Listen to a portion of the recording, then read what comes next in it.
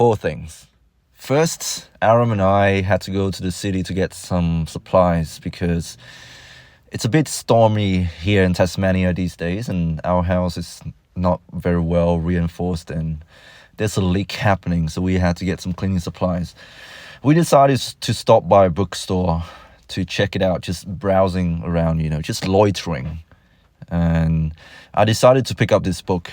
It's called Lolita, and it's written by Vladimir Nabokov.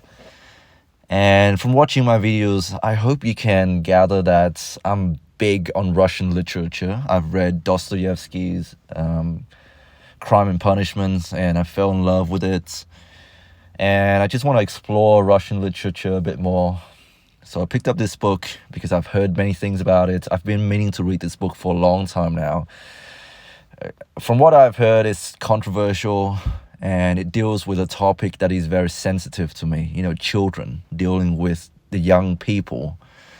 And it's basically an erotica involving an older gentleman and, a child. And so already you can see how controversial this stuff is. So I picked up this book. I just recently started reading it, and I have to say, wow. I feel forbidden from reading this book, but somehow it, that's what good books do to you. Like, it hooks you in, it keeps you reeled into this story, into the characters and everything, and you feel immersed into this dimension. You feel like you're the character narrating, which is a horrible thing for me to say, because the main character, the one narrating the story, is apparently a despicable human being. But for some reason, it humanizes him. When he tells the story, you can't help but feel some sense of empathy. You feel like you're in his shoes. Anyways, enough of that. We went to check out the bookstore. I ended up getting the book. When we went to pay for the book, the lady behind the counter said, "Do you want me to gift wrap this for you?" I said, "Nah, it's okay. It's for me." Aram, very, God bless him, but sometimes they say inappropriate stuff. What's wrong with buying a present for yourself? And I just said something like, "Oh, it's just for me, really, just for my own enjoyments." And Aram said, "Oh, my friend, nobody really buys a book by Nabokov to read for enjoyment." And I do agree. After reading a few pages of this book, I don't think I'm reading it for enjoyment. Yes and no. I feel very disturbed, but in a good way, if that makes any sense.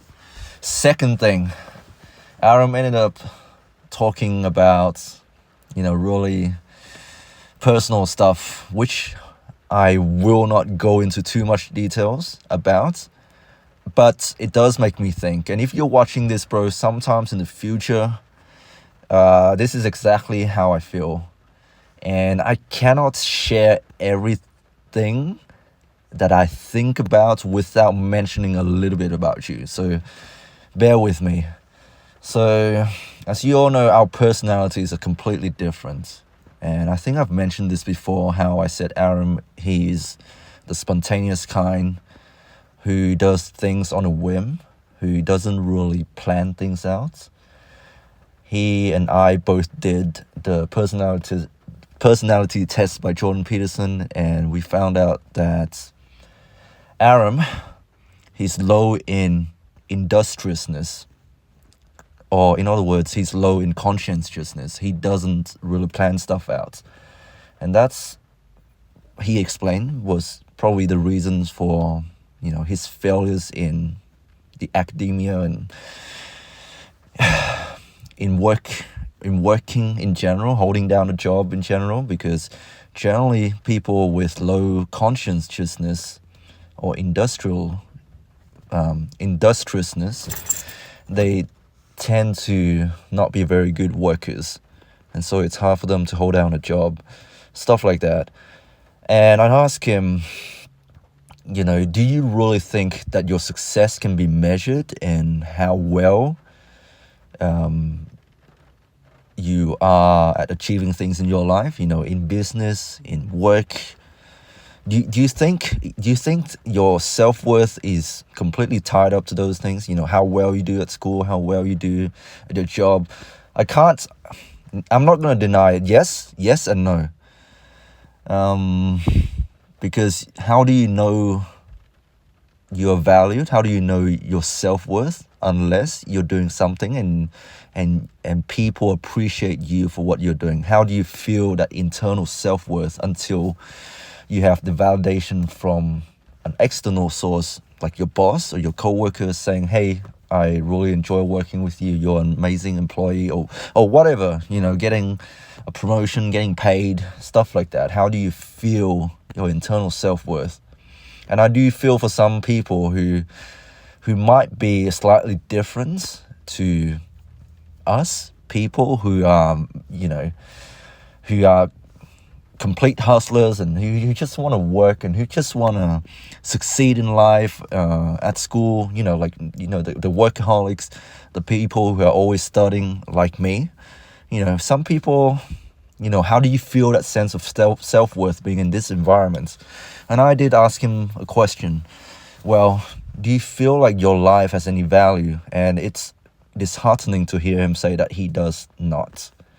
Maybe it's just at these moments when things are not, when you haven't really settled down yet, when you don't have any sort of stability in your life yet, you might feel that way.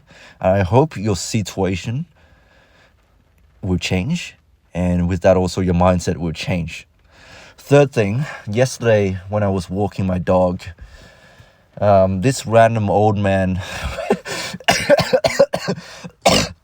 well, yes, he's a stranger. He's an old man. He's walking his dog, and he let his dog went off leash, and my dog Bailey, understandably greeted his dog. She has to greet every single human being and every single other dogs on her walks. Yeah, that's what dogs are. They like to play with other dogs. So I end up walking along with this dude and talking.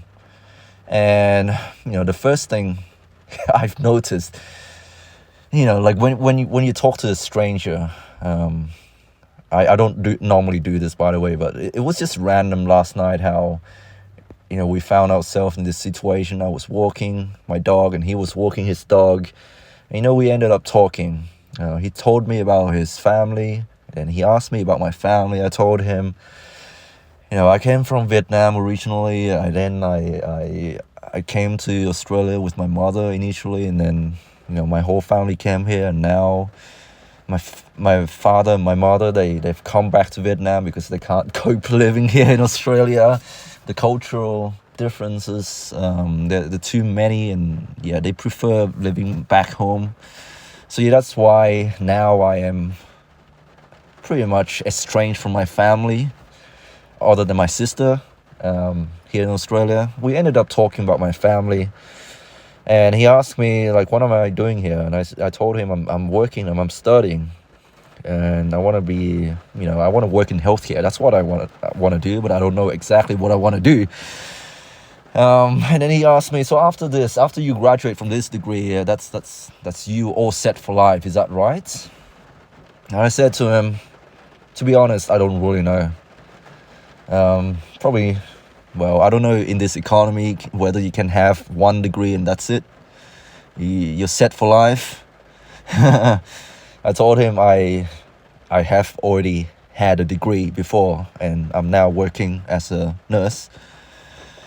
But I don't know where my future lies. So I'm just going back to school and see how it goes. And I just want to learn more in general. And I can't help but think about that interaction now. And I thought of, this girl on the internet.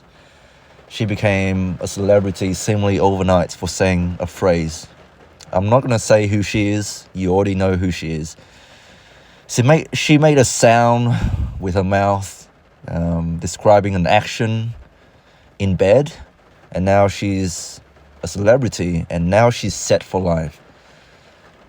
some people are just lucky, and good on her. Meanwhile, you have people like me and Aram, and we're just wondering, what the heck are we doing with our lives? I don't know what my future will hold for me, where I will end up, whether I will be settled for life after this degree. I don't know.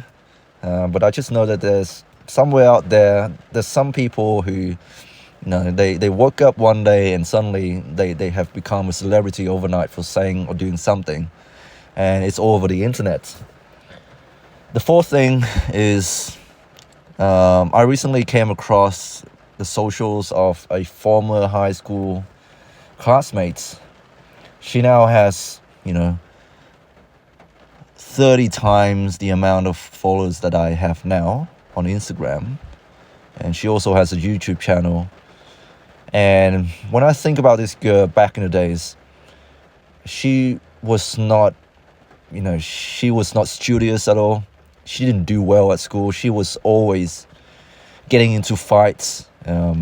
When people talk about her, they say really, derogatory terms about her.